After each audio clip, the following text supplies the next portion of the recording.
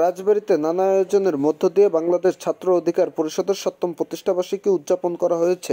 সোমবার দুপুর ১২টার দিকে প্রতিষ্ঠাবার্ষিকী উপলক্ষে সংগঠনটির রাজবাড়ী জেলা শাখার আয়োজনে শহরের বড়পুল থেকে একটি বর্ণাঢ্য র্যালি বের করা হয়। র্যালিটি শহরের প্রধান সড়ক প্রদক্ষিণ করে জেলা শিল্পকলা একাডেমিতে এসে শেষ হয়।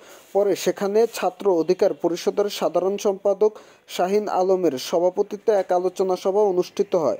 এতে প্রধান অতিথি হিসাবে উপস্থিত ছিলেন গণ অধিকার পরিষদ রাজবাড়ী জেলা শাখার আহ্বায়ক শরীফুল ইসলাম। প্রধান বক্তা হিসাবে ছাত্র অধিকার পরিষদের কেন্দ্রীয় সংসদের যুগ্ম সাধারণ সম্পাদক মাহবুবুর রহমান খান। এছাড়াও সভায় গণ অধিকার পরিষদের রাজবাড়ী জেলা শাখার ও অঙ্গ সংগঠনের নেতাকর্মী উপস্থিত ছিলেন। আলোচনা সভা শেষে কেক কাটা, লটারি ড্র, কুইজ প্রতিযোগিতা ও সাংস্কৃতিক অনুষ্ঠানের মাধ্যমে প্রতিষ্ঠাবার্ষিকী উদযাপন করেন দলটির নেতাকর্মীরা।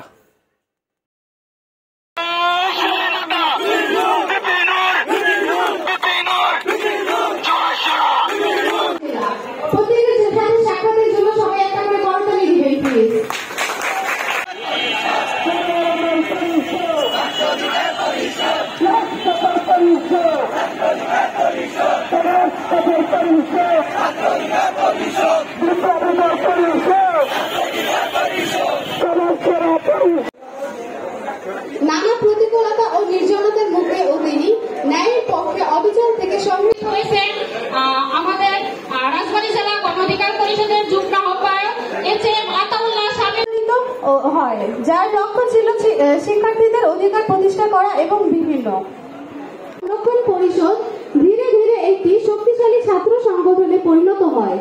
২০১৯ সালে এটি বাংলাদেশ